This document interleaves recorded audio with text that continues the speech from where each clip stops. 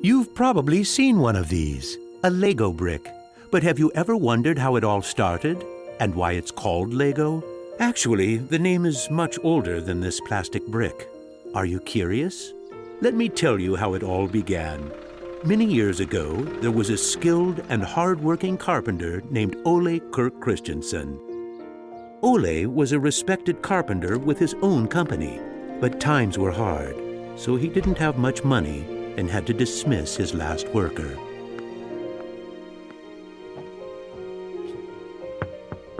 Come on in.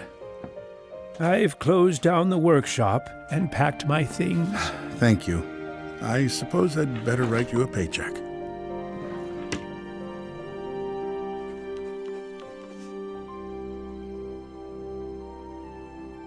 Take care.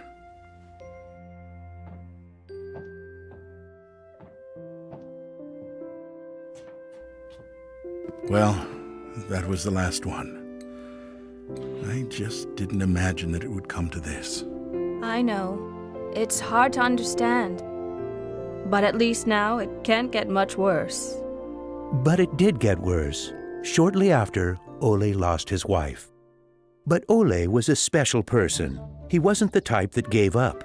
And with the responsibility of his 4 sons, he had to think of something. Ole had gotten an idea, and for him, it never took long to put an idea into action.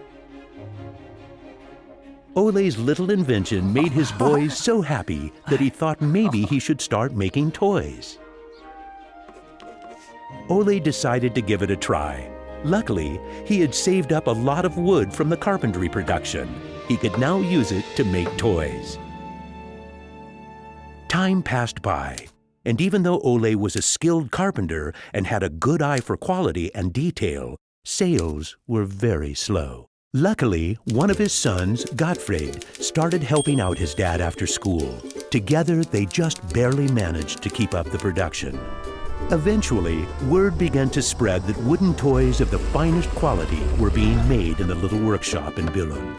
One day, a man drove into town, a man who would change Ole's future. He was a wholesaler from Fredericia. I've heard that you're making some very nice wooden toys. Well, one does his best. The wholesaler was very impressed with all the wooden toys and placed a big order before he left. Now there's finally someone who can see the opportunities in what we're doing. Look at this. The wholesaler wants to put a lot of our toys into his store for the holidays. It's going to be a good Christmas this year, but we'll be busy. Now there was a lot to do in the little workshop, and Ole could rehire his former workers. Ole only used the highest quality wood, which was hand-picked and very carefully prepared. They worked day and night to get the order finished, so the wholesaler could get the toys out in stores before Christmas. Is there something wrong, Dad? I'm afraid that we're in big trouble. In the middle of their work, Ole received a letter saying that the wholesaler had filed for bankruptcy and couldn't buy the toys that he had ordered. But what are you gonna do? What about Christmas? Now we can't even afford food? I'll do it. What are you gonna do, Dad? I'll do it myself. I'll drive around selling the toys. There was no time to lose. Ole packed the car with all the toys and drove off. Ole was a very good toy maker, but was not a very good salesman. He didn't like praising himself or talking about how carefully the toys had been made. But he had to keep trying if he was going to sell anything. This is going to be a blast. Is there anything you're interested in? It looks exciting, but I don't have a lot of money right now. Maybe we could trade and call it even. Well, I would prefer money, but... In the end, he succeeded in selling all the toys. He didn't receive as much money as he had hoped, but the family managed, and they had plenty of food for Christmas. Time passed by, but the toys didn't sell as quickly as they had expected. Ole thought perhaps the company needed a good name. What should it be? It has to be a short word. I want it to convey playing well. In Danish, playing well is called leg godt. What should it be? What should it be? Yeah, if only I could get some sort of a sign. Lego. As you can see, Ole himself ended up finding a very suitable name. But what he didn't know was that in Latin, the word Lego means I put together. The name Lego was well received, and the company slowly started to move forward. We have made 3,000 crowns this year, and we have more orders than usual. Did you say 3,000 crowns? Then you need to see what I've been looking at. Even though Gottfried wasn't comfortable spending money on a milling machine, he could see that it was useful and that the quality of the toys improved. Could you finish the last batch and get it ready for shipping? I will. Dad, I've saved a lot of money for the company today. Really? How? I figured we could save money in the lacquer, so I only coated the ducks twice instead of 3 times. You what? Unfortunately, Gottfried's idea didn't go over well with Ole. Ole made Gottfried unpack all the ducks himself, give them the last layer of lacquer, and bring them back to the train station. Ole believed in high quality and not cheating his customers. When Gottfried returned, Ole explained that that wasn't the way to create a good brand. This little lesson opened Gottfried's eyes to the fact that every detail matters, and only the best is good enough. In the late 1930s, Lego was making a profit.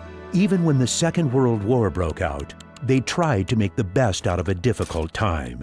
It seemed nothing could go wrong.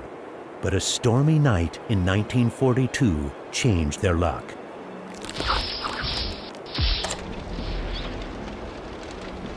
There's a fire! The workshop is on fire! But when the firemen arrived, they were unable to save the workshop. It burned to the ground, and all the drawings and models were destroyed. Ole was beginning to lose hope. All that he had worked for was gone, and he almost lost his company. But being responsible for his children and workers inspired him to rebuild Lego. A new factory was constructed. Soon the production of wooden toys started again. The little company fought its way back into the market. Gradually, the Lego factory began to run smoothly, and Ole started looking for new challenges. One day, he went to Copenhagen to look at a new machine that had just arrived in Denmark. It was a plastic molding machine, and Ole was very excited about it. Should we buy it? It sure is a good bargain, and it will give us a lot of opportunities. Well, it does sound interesting, but it is a lot of money. I'll take that as a yes. When the plastic molding machine finally arrived, Ole started making little plastic teddy bears and rattles. But he still had the plastic bricks that he had received at the fair. There was something about them that he couldn't stop thinking about. And even though no one else could see the potential in them, Ole decided to redesign and put them into production. But it was when Lego first launched the Gray Ferguson tractor that the plastic toys became a success. Unfortunately, the sales were dropping during the summer, and the company had too many toys in stock. This can't be right. Of course our products can be sold the whole year, not only for Christmas. Gottfried decided that he would go out and sell the toys himself. Gottfried brought his wife Edith as company and moral support. If you can't get cash, then we need butter and eggs. Well, it wasn't that bad. Gottfried was a success in his trip around the country, which helped Lego to get out of its financial crisis. They reached home just in time for Ole's birthday party. Ole turned 60, and the whole family was gathered to celebrate with him. Well, I guess it was a long trip around the country. Hey, I got an idea. Listen. What about a picture with the 3 generations? Everyone thought that was a good idea, and we were placed on the sofa with all the presents and flowers around us. On a business trip to England, Gottfried met the head of a big shopping center on his way home. They discussed the toy industry, and the conversation would be very important to the future of Lego. Damn this industry. I just think that toys are no good nowadays. What do you mean? I think they're working very well. Oh, they work fine, sure, but there's no system in anything. System? System? There isn't any system. What in the world are you doing, Gottfried? There isn't any system. The toys need an idea and a system built around it. I want to put system into play. Children have only been offered ready-made solutions. They need something different that will strengthen their imagination and creativity. So you're trying to put Lego into a system? Interesting. That same year, Lego started producing the first Lego system of play. Children could now build houses from the Lego bricks. The town plan gave play a realistic town setting, and with this, children learned about traffic safety. My sisters and I could play with the new Lego system for hours. Some people said we were the luckiest children in the world because we grew up in a toy factory. It was a huge breakthrough, and Gottfried decided to try selling it outside of Denmark. The system of play was so popular that they managed to sell it to many countries. Look what I just built! That is really nice, Kel. Even though Lego was meant for only building houses, there was still a lot of opportunities. There was just one problem. I can't lift it up. It keeps falling apart. That made Gottfried wonder. He wanted to find a way to make the Lego bricks stick together, but that was easier said than done. Gottfried noticed that the Lego bricks got a better clutch power with tubes inside. Now it was no longer just bricks, but a whole construction system with endless possibilities. This was groundbreaking for the Lego product.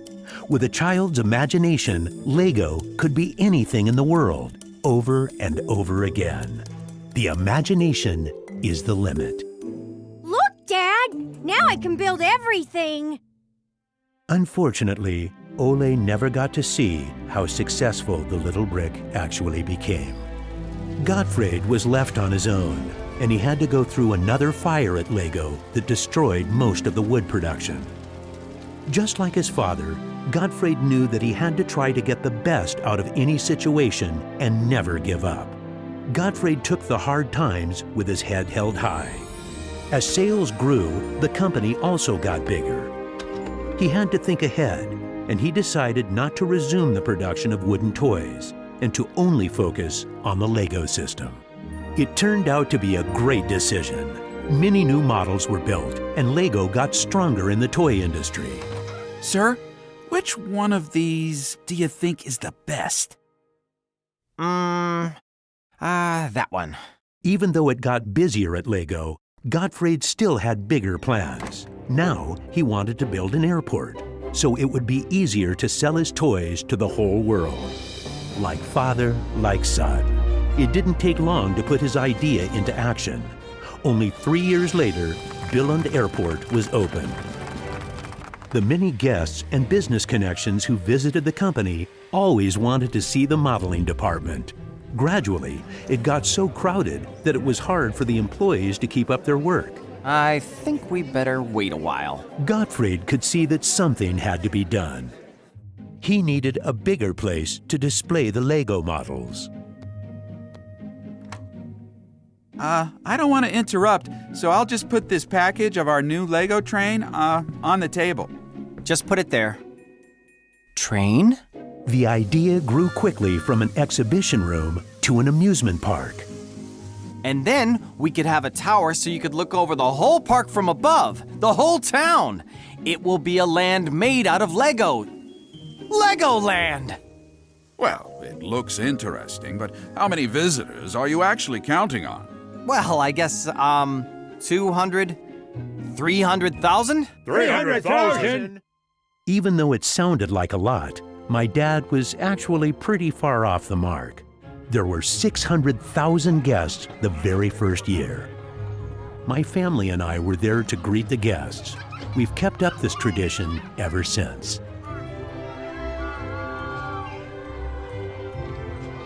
Now you know how it all began. Lego wouldn't be what it is today if it hadn't been for my grandfather's sense of quality and search for perfection. My father firmly believed in the endless possibilities of the Lego system. I seek to take the Lego idea even further, encouraging children to explore, experience, and express their own world, a world without limits. And we are still convinced that only the best is good enough, because children deserve the best.